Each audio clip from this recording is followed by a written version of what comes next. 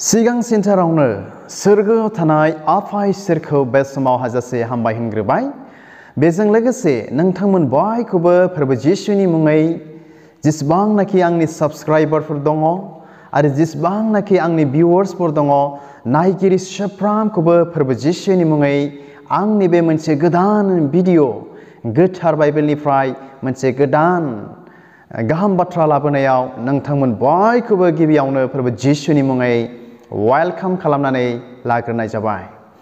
अनसायग्रा ख्रिस्ट'नि लोगोफोर, दिनैनि बे रबिबार दिनजों लोगोसे नोंथांमोननिसिम बे मोनसे गोदान भिडिअखौ आं दिनै लानानै फैबावलायबाय। That means फोरबो जिसु ख्रिस्ट'खौ मोजां मोनग्रा, गोथार बाइबेलनि रावखौ मोजां मोनग्रा आरो बेनि थिननायखौ लाग्रा आरो फोरबोनि गाहाम बाथ्राखौ खोनासंनो मोनग्रा साफ्रोमनिसिमबो बे भिडिअखौ दिनै आङो लानानै फैदों आरो आसा खालामो बे भिडिअखौ नायखांनायनि उनाव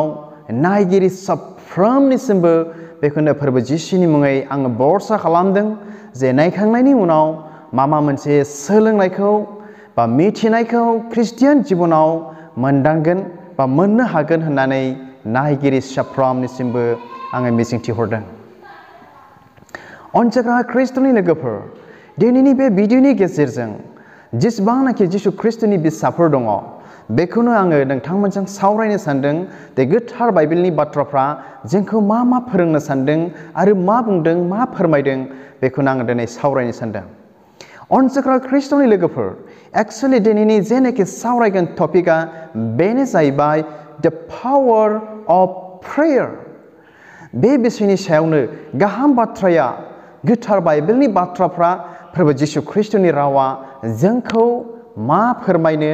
मा बुंनो थांगासिनो दङ बेखौनो सावरायनो सानदों। बेनो जाहैबाय आर'ज खालामनायनि बोलो बा आर'जनि बोलो, प्रार्थनानि बोलो, द पावार अफ प्रेयार।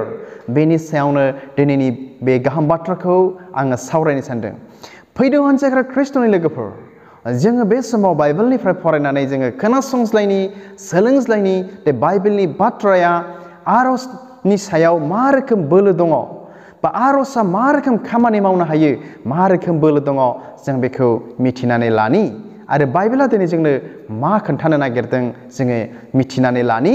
ख्रिस्टियान जानायखाय, जिसु ख्रिस्ट'नि बिसा जानायखाय। Dear friends or dear subscribers and their viewers, especially जों साफ्रोमबो दिनै मिथिगौ प्रार्थनानि सोमोन्दै, आर'जनि सोमोन्दै आरो आर'जआ माबायदि खामानि मावनो हायो, आर'जआ माबायदि बोलोनि खामानि, बेखौ दिनै जों ख्रिस्टियान साफ्रोमबो दिनै जों मिथियो। आरो दिनै जोङो बे प्रेजेन्ट स्टेशनाव, दानि बे बुहुमाव जोङो नुनो मोनो गोबांथार मोजां मोजां ख्रिस्टियान, स्पिरिचुवेलि ख्रिस्टियानफ्रा आर'जजों, प्रार्थनाजों ना, प्रेयारजों, बाय प्रेयार बेमारफोरखौ सोखादों, जब्राफोरखौ सोखादों, थैनायखौ थांखांहोदों, लेंग्राखौ थाबायहोदों, खानाखौ नुहोदों। दिनै बे आर'जजोंनो दिनै दानि बे बुहुमाव गोबांथार फोरबोनि दासफ्रा सोमोनांथाव, द्याट मिन्स मिराकल खामानि मावनायखौ जों दिनै ससियेल मिडियानि गेजेरजोंब्लाबो बा मोगथां महरजोंब्लाबो जों दिनै नुगासिनो दङ। बेनिखायनो थारैनो अनसायग्रा ख्रिस्ट'नि लोगोफोर, जों साफ्रोम ख्रिस्टियानफ्रा, जों साफ्रोम जिसु ख्रिस्ट'नि बिसाफ्रा बेखौ मिथिनांगोन जे आर'जनि बा जे प्रेयारा, आर'जआ बोलो दं होननानै जों मिथिनो नांगोन। बेनिखायनो अब्ला फैदो अनसायग्रा ख्रिस्ट'नि लोगोफोर, आर'जआ मा रोखोम बोलो दं, मा रोखोम प्रेयारा, मा रोखोम पावार दङ, जोङो गोथार बाइबेलनिफ्राय फरायनानै खोनासंनि बे समाव। अनसायग्रा ख्रिस्ट'नि लोगोफोर, आं नोंथांमोननो फरायनानै खोनासंहोनो थाखाय बेखौनो आखायाव लादों। बेखौ मोननो हागोन गाहाम खौरां माथाइनि 24 बालाबनि 22 सिरि, गस्पेल अफ माथिउ चैप्टार 21 verse 22। फरायनि जिसुनि मुङै। बेयाव बेबादि लिरदों, नोंसोरो फोथायब्ला नोंसोरो जेखौ हास्थायनानै आर'ज खालामगोन बेखौनो मोनगोन। मा होननानै बुंदों? फार्स्टनि सिरियाव जे नोंसोरो फोथायब्ला होनना बुंदों। जोंखौ जुदि जोङो फोथायब्ला जोङो जेखौनो नोंसोरो जेखौ हास्थायनानै आर'ज खालामगोन बेखौनो मोनगोन होननानै बुंदों अनजाग्रा ख्रिस्ट'नि लोगोफोर नायदो दिनै गाहाम बाथ्राया बाइबेलनि बाथ्राया दिनै जों साफ्रोमनो बेखौनो फोरमायदों जे नोंसोरो फोथायब्ला जुदि जों फोथायब्ला जेखौ जोङो हास्थायनानै आर'ज खालामनानै बिगोन जोङो बेखौनो मोनगोन नायदो अनजाग्रा ख्रिस्ट'नि लोगोफोर जे गोथार बाइबेला अलरेडि जोंनो मिथिहोखादों बा जोंनो मिथिहोबाय जेखौ जोङो गोसो फोथायनानै आर'ज खालामनानै बे गोथां इसोरनियाव बिगोन जोङो बेखौनो मोननो हागोन अब्ला नोंथांमोना मा सानो अनजाग्रा ख्रिस्ट'नि लोगोफोर नोंथांमोना मा रोखोम फोथायनाय दं आर'जनि सायाव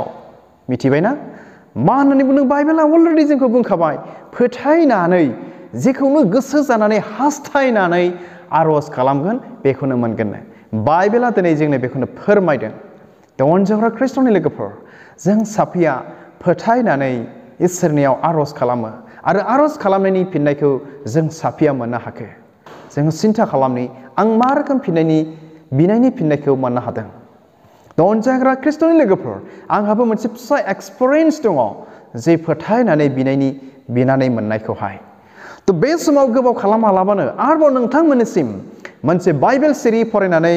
खोनासंहोनो गोसो जादों आरो बे बाइबेल सिरिफोरनि गेजेरजोंनो नोंथांमोना द प्रेयार अफ पावार आर'जनि बोलोखौ मोनदांगोन मिथिगोन बुजिबावगोन होननानै मिजिंथिहरबावदों फरायनि 1 राजा 17 बालाबनि 21 आरो 22 सिरि The First King chapter 17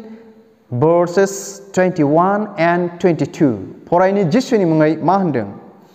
एलिजाया गथ'खौ गोबानानै खनथामसिम हां सुनानै फोरबोनियाव बेबादि आर'ज खालामबाय फोरबो आंनि इसोर बे गथ'खौ फोथांफिनदो मिथिबायना एलिजाखौथ' जों साफ्रोमबो मिथिगौ ना एलिजाया सासे नाबिमोन बिराद गिदिर इसोरनि सासे नाबिमोन आरो बे एलिजाया गथ'खौ होनदों सोर गथ'आ मिथिगौ ना सासे रान्दि हिन्जावनि गथ'खौ मिथिबायना सासे रान्दि हिन्जावनि गथ'खौ थैनायखाय बे रान्दि हिन्जावनि गथ'आ थैनायखाय बे रान्दि हिन्जावा एलिजानियाव फैनानै बुंफैदों हे इसोरनि दास नों आंनियाव मा खालामफैखो मानो बिदि मावखो आंनि फिसाया दिनै थैबाय होननानै तखनाखे बे समाव एलिजाया रान्दि हिन्जावनियाव गथ'खौ बिनानै आर'ज खालामदों मा रोखोम एलिजाया गथ'खौ गोबानानै खनथामसिम हां सुनानै मानो फोरबोनियाव बेबादि आर'ज खालामबायनो मिथिबायना फोरबो आंनि इसोर बे गथ'खौ फोथांफिनदो अनजाग्रा ख्रिस्ट'नि लोगोफोर एलिजायाबो सासे बिराद गिदिर इसोरनि नाबिमोन आरो बियो बे सासे रान्दि हिन्जावनि गथ' थैनायाव गथ'खौ खनथाम हां सुनानै गोबानानै इसोरनियाव आर'ज खालामदों that means prayer खालामदों मिथिबायना अब्ला 22 सिरियाव मा बुंदों 22 सिरियाव एलिजानि आर'ज खालामनायखौ फोरबोआ खोनासंबाय आरो गथ'आ हां लाफिनबाय आरो थांखांबाय मिथिबायना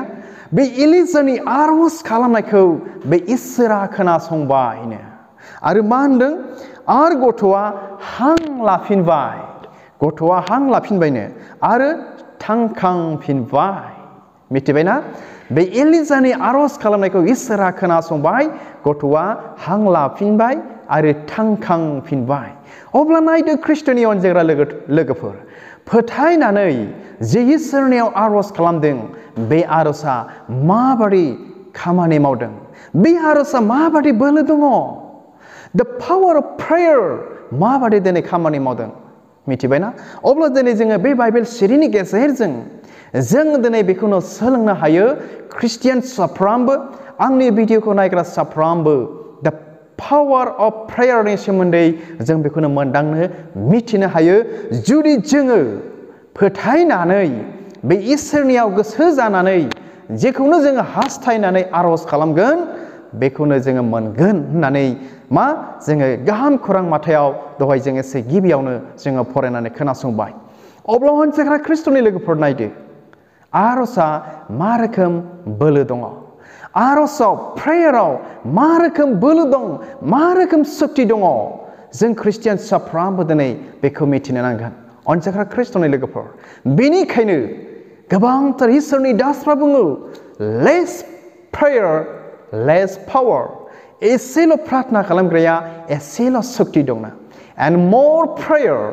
more power होननानै इसोरनि दासफ्रा दिनै जोंखौ फोरोंदों गोबां आरज खालामग्राया गोबां पावार शक्ति बोलो दंना अनजाग्रा ख्रिस्ट'नि लोगोफोर होमब्ला दिनैनिफ्राय नोंथाङा बे आरजनि बोलोखौ the power of prayerखौ मिथिबाय ने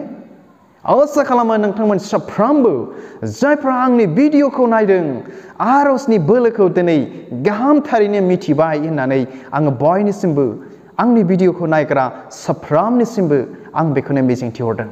अनजाग्रा ख्रिस्ट'नि लोगोफोर बेनिखायनो आरोबाव मोनसे बाइबेल सिरि फरायनानै खोनासंहोनो गोसो जाबावबाय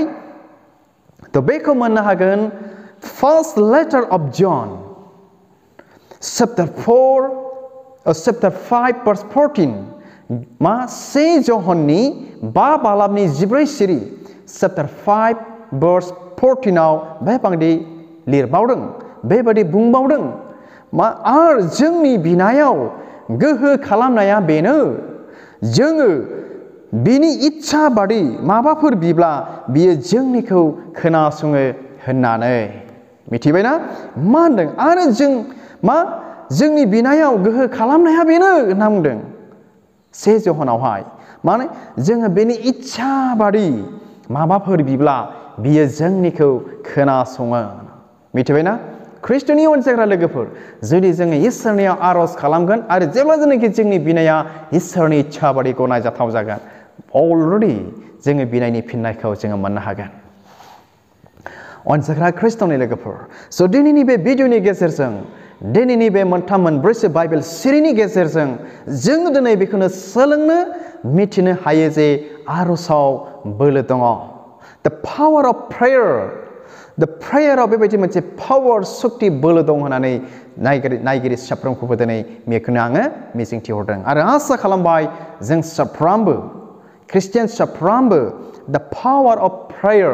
आरजनि बोलोनि सोमोन्दै बयबो गाहामथारैनो बुजिबाय मिथिबाय होननानै नायगिरि साफ्रोमनिसिमबो गले गले बेखौनो आङो मिजिंथिहरदों थ' हामबायसै ख्रिस्ट'नि अनजाग्रा लोगोफोर नोंथाङा आंनि बे the power of prayer आरजनि बोलो आरजआवदि माबादि बोलो दङ बे भिडिअखौ नायनानै गाहामथारैनो बुजिबाय होननानै मिजिंथिहरदों आरो नोंथाङा आंनि बे भिडिअखौ नायनानै मोजां मोनबायब्ला